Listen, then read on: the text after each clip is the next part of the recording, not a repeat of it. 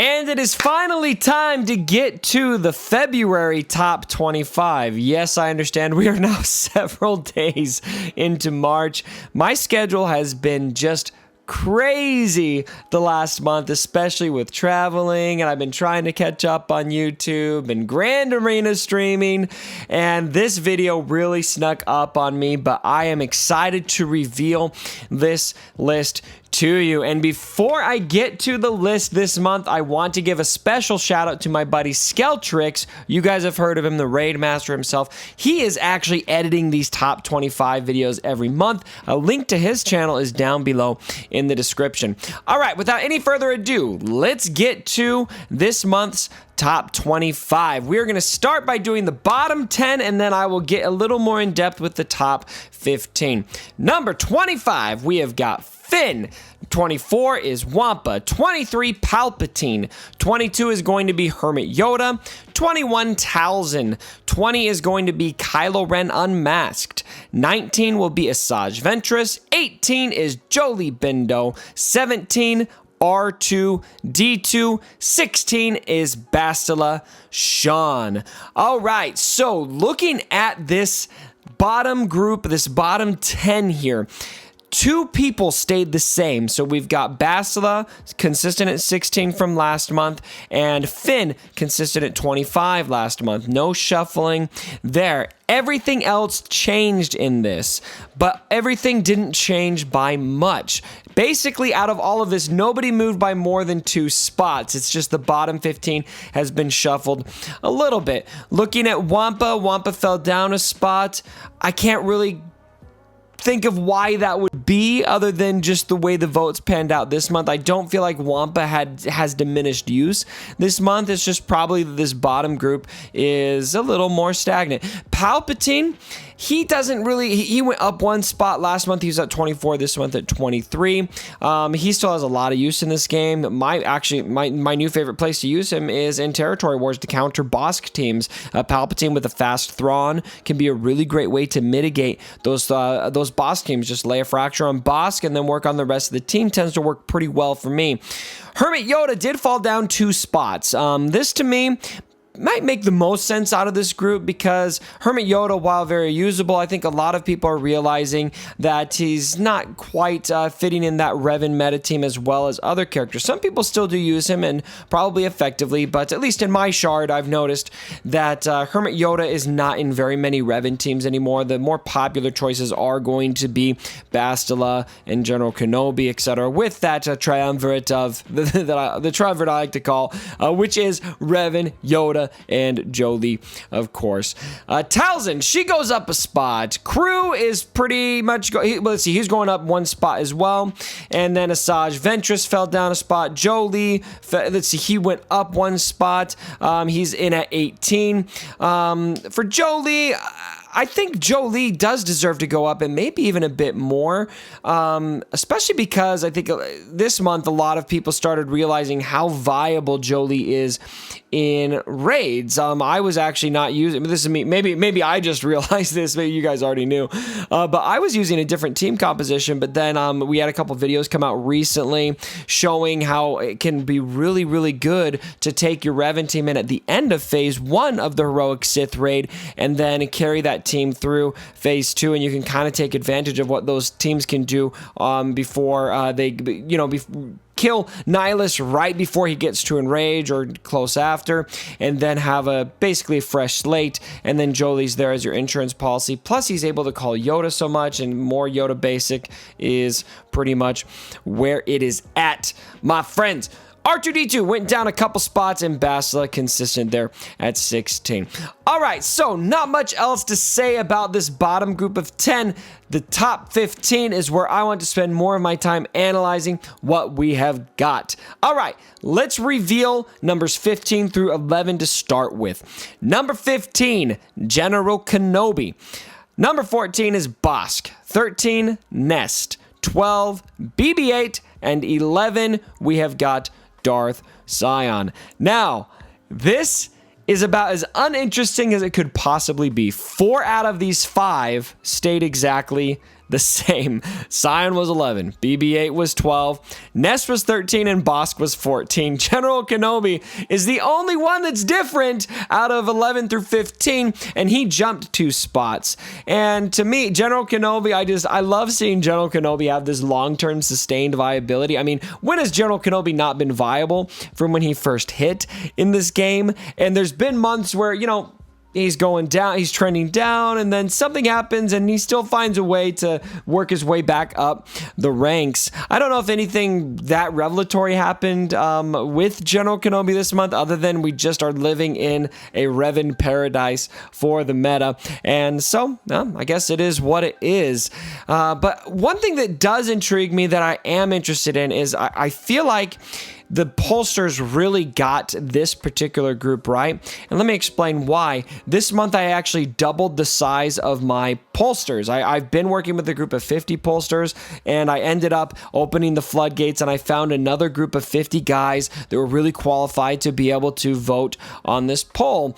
And they still come up with the same result this month. And so to me, seeing so much consistency in that just gives me more confidence that the pollsters are getting this right, that this is where these characters should be going. Bosk, tons of viability in Territory Wars and especially in Grand Arena. Pretty much meta in many ways, though there's some debate, but it's debatable if he's meta in the leadership spots. I think that spot might belong to Django from now on, but that's kind of up for debate. Nest is going to be kind of the same way. There's a lot of places you can plug Nest into Territory Wars teams. I've seen Nest in Bounty Hunters teams. I've seen Nest with Scoundrels. I've seen Nest in a number of other places. And look, if you've got a good solid Nest, you're gonna have to plan around it, and it's definitely fitting into that meta very well. BB-8, one of the best characters to have with JTR to counter a lot of teams in Territory Wars, and going to work very well with C-3PO and JTR to go against Revan teams. And so BB-8 is still sustained viability. Scion, we know Scion. Han, we know Han. I mean, these guys are very, very consistent, and I think the ordering here makes sense, and I think it's really intriguing that with a totally new group coming into the poll, that we still ordered them in the same way with that many people, over 100 people voting on this poll. All right, let's look at numbers 10 through 6. Number 10, we've got Han Solo. Number 9 is going to be Darth Nihilus. C-3PO comes in at number 8, our biggest drop on the list. Rey comes in at number 7, and number 6 will be Grandmaster Yoda, our biggest jump on the list. Notably, every single character on this list either stayed the same or moved 1 or 2 places, except for Yoda and C-3PO. Yoda jumped 3 places and C-3PO fell 3 places. And so why would this be? That is what is intriguing to me, because it is the biggest movement we have on the list. Yoda, did Yoda gain any viability? I don't think so, but it's just perhaps there's as the meta goes on, it becomes more and more established that Yoda is just the machine, the damage, just the terror of those Revan teams. And what makes Yoda so much more difficult, and I actually had somebody point this out to me in the comments, and I really want to appreciate this comment, because I made the assumption for a long time that Yoda is a squishy character. And Yoda technically is squishy. He doesn't have a very high health pool or a protection pool.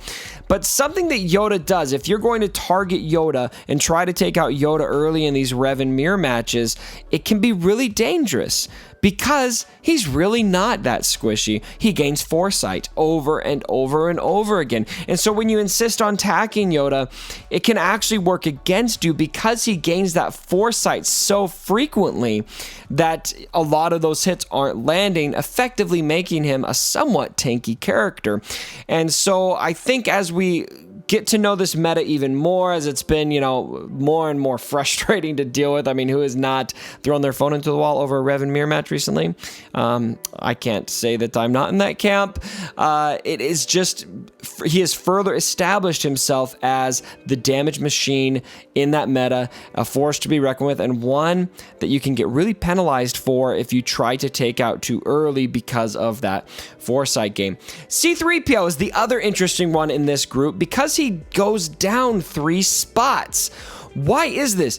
I don't know if C3PO really took any hits to his viability.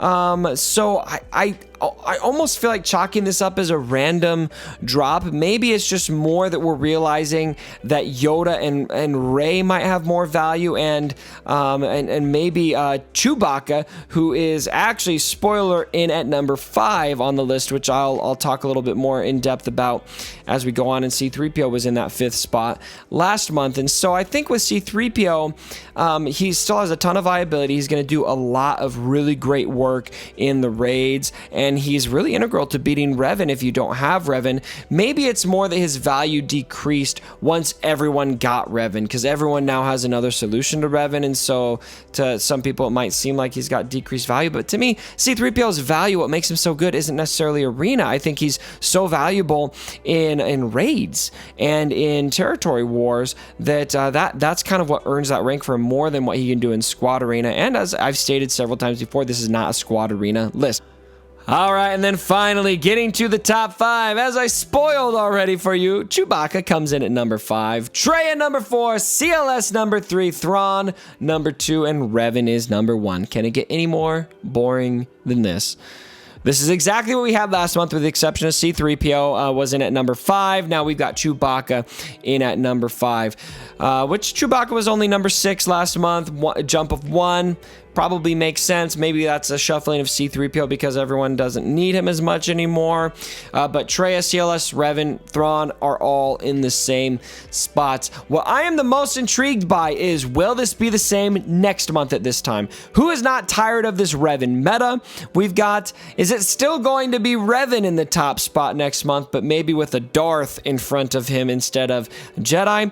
That remains to be seen. But ever since Revan has come out, he has been at the top of this list. He was number 1 in February, number 1 in January, he was number 1 in December, he was number 1 in November, and in October. He has literally topped the list every single time that he has been on it. And so he remains the king of Galaxy of Heroes, but I feel like that reign is probably soon to end. So stay tuned for next month and we will find out. All right, my friends, that is going to wrap it up for this month's iteration, or I should say last month's iteration of the top 25. I will be doing a tournament this month for the top 25. My pollsters actually voted on a separate list, and it's going to be duos. And so that is going to be coming out later this week. Stay tuned for that. That is going to be good stuff. Thanks again for joining me for the video, my friends. As always, if you did like it, give it a thumbs up, subscribe to the channel already, and I would love to hear your thoughts on this list down in the comments below. Probably a little less interesting this month because not a lot changed. General Grievous didn't really make a splash into the list. But that said, lots of interesting stuff coming this month. This could be the last month of an uninteresting list, and maybe next month it will be in a much better place. Again, let me know what you think down below. And as always, my brothers, don't forget my dead body. Sorry about the mess.